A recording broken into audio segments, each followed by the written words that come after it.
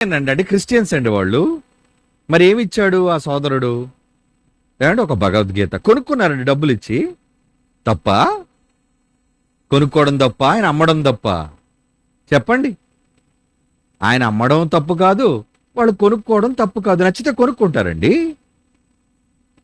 మంచి ఎందులోనూ ఉందని అనుకుంటే వాళ్ళు కొనుక్కుంటారండి, చదివే వాడి ఇష్టాన్ని బట్టి. గ్రంథాలయంలో బోల్డు పుస్తకాలు ఉంటాయి, నచ్చిన పుస్తకం కొనుక్కుంటాం. మరి ఇప్పుడు ఇలాగే తన భగవద్గీత ఇస్తున్నందుకు ఎవరైనా తన దాడి చేశారా? మరి ముందోడు ఏం కనబడ్డాడు మనకి? ఆ పకీరు గోండాగాడు. అదే హైదరాబాద్, ఇది కూడా హైదరాబాద్. ఆ హైదరాబాదులో ఏమండి బైబిల్ పంచితే దాదాగిరి చేస్తావా? ఏమండి అదే హైదరాబాదులో భగవద్గీత చదివి మరి పంచితే క్రైస్తవులను దాదాగిరి చేశారా? లేదే, చెయ్యరో. క్రీస్తుది నేర్పించలేదు క్రైస్తవులకి. నాన్న ఒక చెంప మీద కొడితే ఇంకో చెంప చూపించి గొడవాడొద్దు నాయన. నువ్వు తగ్గించుకో అయ్యా. ఎవరితోనూ అల్లరు కొట్లాట్లు వద్దు నాయన. మనకి అహింస నేర్పించాడు ఎవరు? యేసుక్రీస్తు. రాజు ఏమి నేర్పించాడు తెలుసా? చేతి కత్తి ఇవ్వలేదరే, అడ్డొచ్చిన నరికేరా అనలేదు యేసుప్రభు.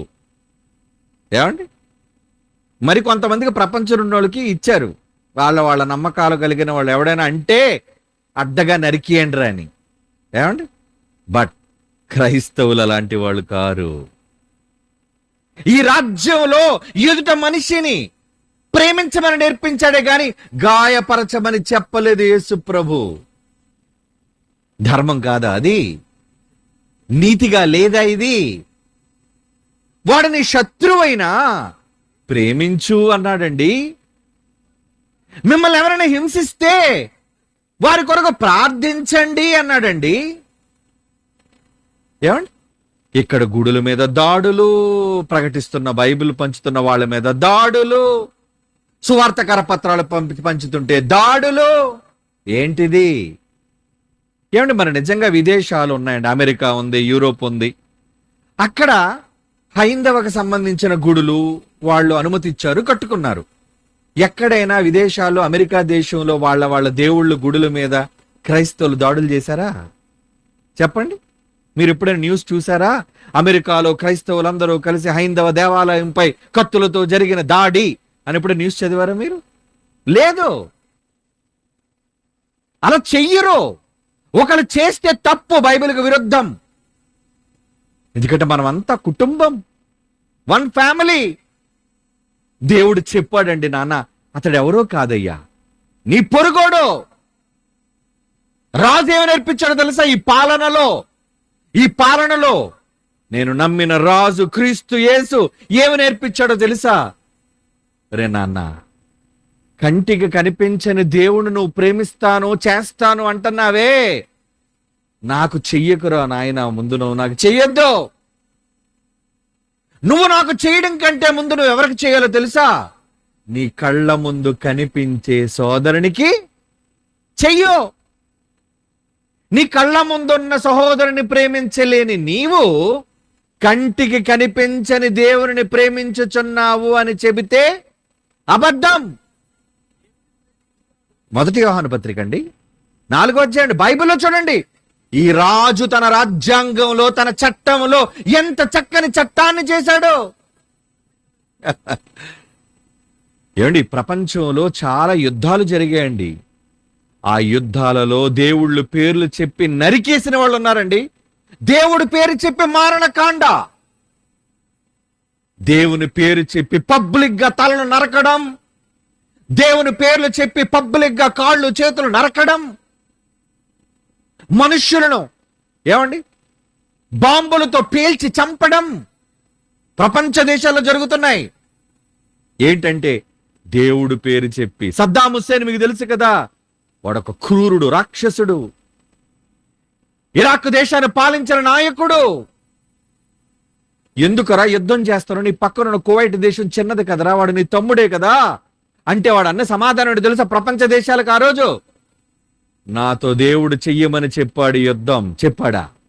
అబద్ధికుడాడు, దేవుణ్ణి అడ్డు పెట్టుకుని మనుషులు చంపిన కిరాతకుడాడు. దానికి ఏం పేరు పెట్టాడో తెలుసా? జిహాద్. జిహాదా? పవిత్ర యుద్ధమా? అవునండి, పవిత్ర యుద్ధము అని చెప్పి సద్దాం హుస్సేన్ ఈ ప్రపంచానికి పిలుపునిచ్చాడు. తప్పు. పవిత్రమైన యుద్ధంలో నువ్వు ఎదుటివాడిని చంపడంలో లేదయ్యా పవిత్రత. ఎదుటివాడిని కాపాడడం కోసం నీ ప్రాణం పెట్టడంలో ఉంది పవిత్రత. అది యేసు చేసి చూపించాడు. చెప్పండి, ఏ రాజ్యం బాగుంది? ఏ ధర్మం బాగుంది? ఏ చట్టం బాగుంది? ఏ పరిపాలన బాగుంది? మీరే ఆలోచించండి.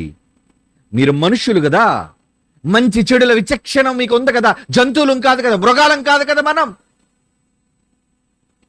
దేవుళ్ళ పేరు చెప్పుకొని అన్యాయంగా ధర్మాల పేరట మనుష్యులను హతమారుస్తున్న ప్రపంచ రాజ్యాల్లో ఉన్న కిరాతకులు వీళ్ళదా ధర్మం అంటే? లేదండి. కానీ ఈ ధర్మంలో ఏం రాయిస్తున్నాడు? మొదటి యోహాను పత్రిక చూడండి. మొదటి యోహాను పత్రిక 4వ అధ్యాయం 20-21 వచనం.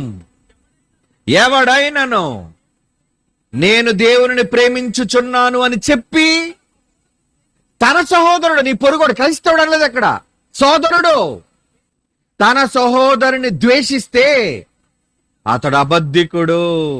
తాను చూచిన తన సహోదరుని ప్రేమించని వాడు తాను చూడని దేవుని ప్రేమించలేడు. దేవుని ప్రేమించేవాడు ఎవడైనా ముందు నీ పొరుగు వాడిని ప్రేమించు. అందుకే యేసులోని అద్భుతమైన మాట ఏంటో తెలుసా? నిన్ను వలే నీ పొరుగు వాణ్ణి ప్రేమించు. Love your neighbour. నీ పక్కోడిని ప్రేమించు, నీ పొరుగోడిని ప్రేమించు.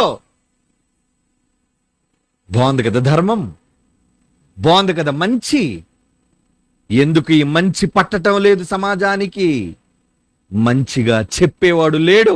అబద్ధికుల మాటలు విని రెచ్చిపోయి మోసపోకండి సోదరులారా. మిమ్మల్ని గారి మళ్ళిస్తున్న వాళ్ళు ఉన్నారు ఈ దేశంలో. వాళ్ళే మతోన్మాదులు, మతంతో పిచ్చెక్కిపోయిన వాళ్ళు. ఏ మతం అన్యాయంగా పొరుగు మనిషిని ప్రాణం తీయమని చెప్పదో, ఏ మతం అన్యాయంగా మారణకాండ చేసి ప్రజల ప్రాణాలను బలి తీసుకోమని చెప్పదో. ఈరోజు ఇటువంటి గొప్ప ధర్మాన్ని మనం కలిగి ఈ మంచినే కదండి ప్రకటిస్తున్నాం. పొరుగువానికి మంచి చేయమని చెప్పటం మత్తమా? ఏమండి, మత్తమా? అర్థం కాని మూర్ఖుడు మాట్లాడే అజ్ఞానపు మాట. ఈరోజు క్రైస్తవుడు సువార్త పేరట ప్రకటిస్తున్నది క్రీస్తు ధర్మం, క్రీస్తులోని మంచి, క్రీస్తులోని ప్రేమ. అంతేగాని పొరుగువాడిని దోచుకోమని చెప్పటం లేదు, పొరుగువాడికి అన్యాయం చేయమని చెప్పటం లేదు. అర్థం చేసుకోవాలి ఈ దేశం, అర్థమయ్యేటట్టుగా చెప్పాలి. క్రైస్తవ్యం మీ మీద ఉందా బాధ్యత? చెప్పరా మీరు? మనం చెప్పం. మీకు ఎంతసేపు వినడానికి చెవులు తప్ప నోరు రాదు చెప్పడానికి. ఏ మోగబోయిందా? నోరెందుకు ఇచ్చాడు దేవుడు? చెప్పండి, ఈ నోరెందుకు ఇచ్చాడు? చిన్నప్పుడు పుట్టగానే కెర్రమని ఏడుస్తారే, ఆ స్వరం ఎందుకు ఇచ్చాడో తెలుసా? ఈ గొంతు ఆయన కోసం పగలాలి.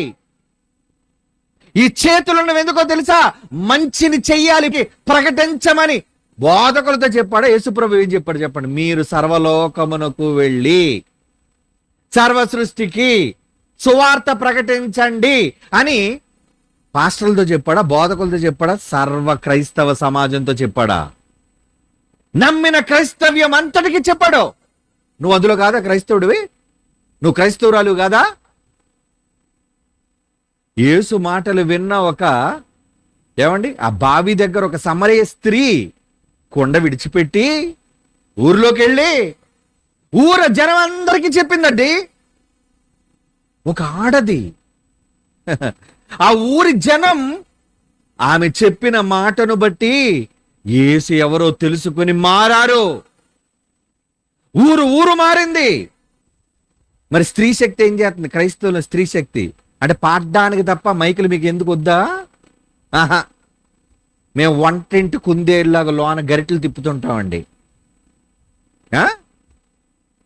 క్రీస్తును నమ్మిన వారిలో యూదు